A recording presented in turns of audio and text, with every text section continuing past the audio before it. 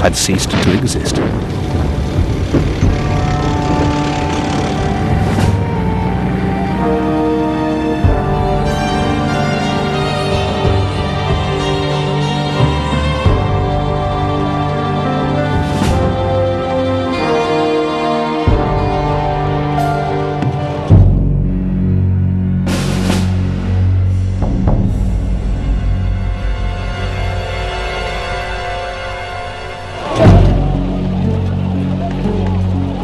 Only in one sphere could Hitler derive comfort. Despite the Allied aerial bombardment, war production had soared under the inspired direction of Albert Speer, the former architect, appointed by Hitler as Minister of Armaments, aged only 38, in 1942.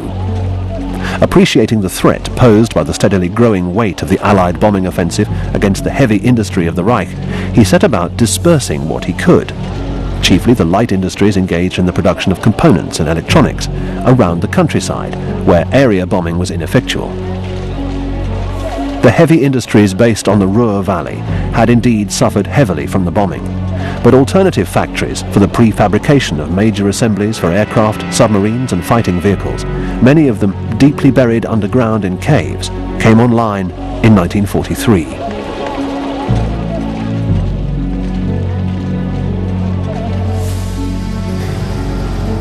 Until September 1944, coal and steel production continued at levels as high as in the previous year, but the loss of the Silesian coalfields was significant.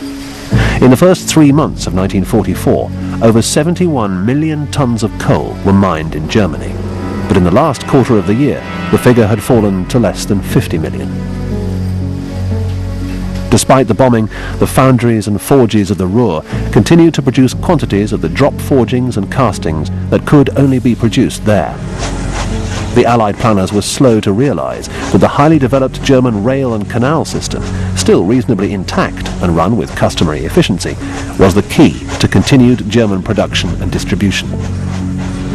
As an example of success in this direction, the US Air Force repeatedly bombed the tank factory at Kassel, where the Tiger tank was produced. In midsummer 1944, it had turned out over 100 a month, but production fell to a trickle of under 40. Incredibly, as Speer redeployed his workers and adapted his industrial strategy to the situation, many factories were still turning out consumer goods for the domestic market.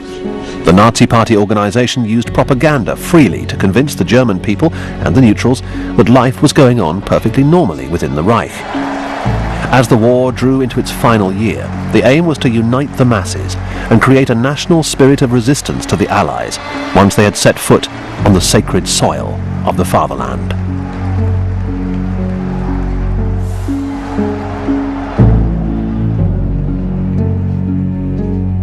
This policy was directed and coordinated sedulously by Dr. Joseph Goebbels, the Minister of Propaganda.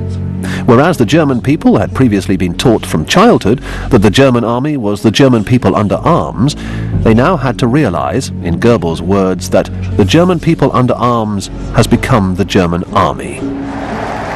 A slogan widely used in conscripting the elderly and very young into the Volkssturm divisions, whose hopeless task was to arrest the Soviet avalanche fast approaching from the east.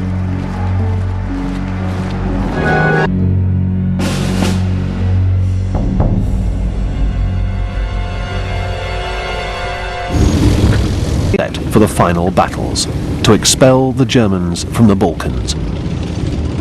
The German Army Group South Ukraine, squeezed into territory south of a huge Russian salient, now risked complete severance from the rest of the German armies to the north, and of being isolated, together with the remaining garrisons in the Balkans, from their homeland.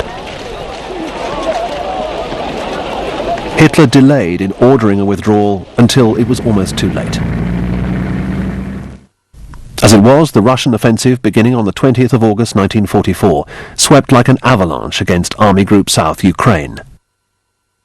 Malinovsky and Tolbukin, with the 2nd and 3rd Ukrainian fronts, reached the Danube in a week, trapping the German 6th and Romanian 3rd armies. For the latter, it was the end. Within a month, all Romania was in Russian hands.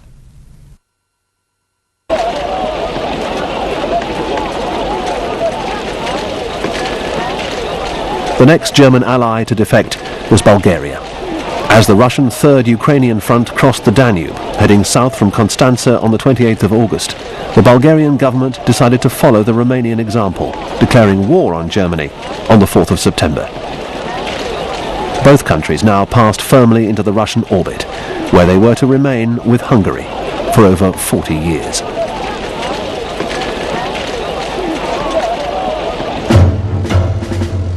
The German army groups E and F, deployed in Greece and Yugoslavia, now risked being cut off from home as the Russians headed into Hungary and toward the glittering prize of Budapest. Both had to run the gauntlet if they were to make it back to Germany.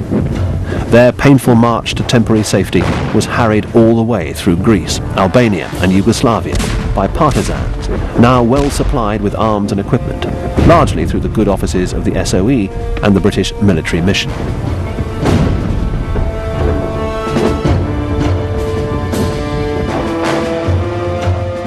The royalist Yugoslav guerrilla leader General Mihailović, who had started as the favourite for Allied sponsorship back in 1941, had long since fallen from grace as the result of his inactivity and strong suspicions that he'd arrived at a compact with the German occupying forces. At the end of the war, his former backers made little or no attempt to save him from Tito's vengeance, standing by impotently as Mihailović stood trial for his life at the hands of a people's court and was duly executed. Mihailovic's rival for leadership of the Yugoslav partisan movement was one of the most remarkable figures to emerge onto the world stage in the war.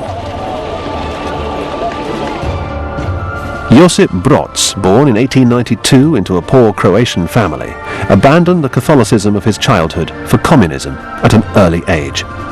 He'd served in the Austro-Hungarian army during World War I, but after being captured by the Imperial Russian Army on the Eastern Front in 1915, he was fired by the revolution, joined the Red Army and stayed in Russia until 1920, where he received a thorough grounding in Marxist doctrine.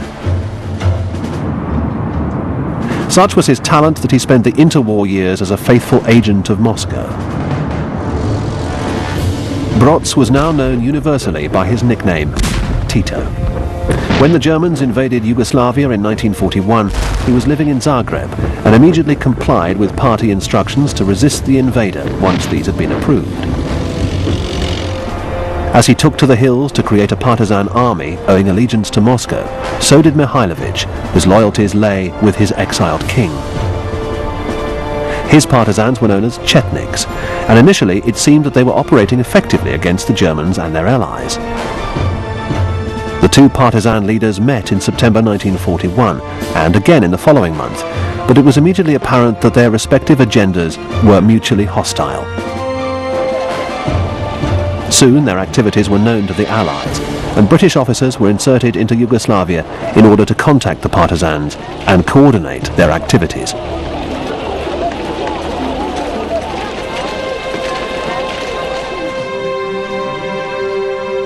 These officers came under the British Special Operations Executive, or SOE, which continued to involve itself with varying degrees of success in the ever-increasingly complex politics of the Yugoslav resistance. Mihailović, as a career officer of the old royalist army and a rabid Serb nationalist, detested socialism and was temperamentally incapable of working alongside Tito's communists. Nevertheless, he continued to receive support from SOE in the form of weaponry, munitions, and the services of training and liaison officers, until it became apparent that the Chetniks were devoting more energy to fighting Tito's partisan organization than the Germans. In the summer of 1942, there was a disturbing report from the SOE liaison officer with the Chetniks, indicating that the partisans were carrying out far more effective anti-German operations, and that the Chetniks were also engaged in a running quarrel with a Croatian organization, the Ustaše, that was actively collaborating with the Italian occupation forces. These numbered some 20 divisions, deployed in Yugoslavia and Albania, but withdrawn following Italy's surrender in September 1943. It was also discovered that the Chetniks were accepting supplies of arms and ammunition from the Germans for use against the communists. British support for them was therefore withheld in 1944, causing them to lean more than ever towards the Germans.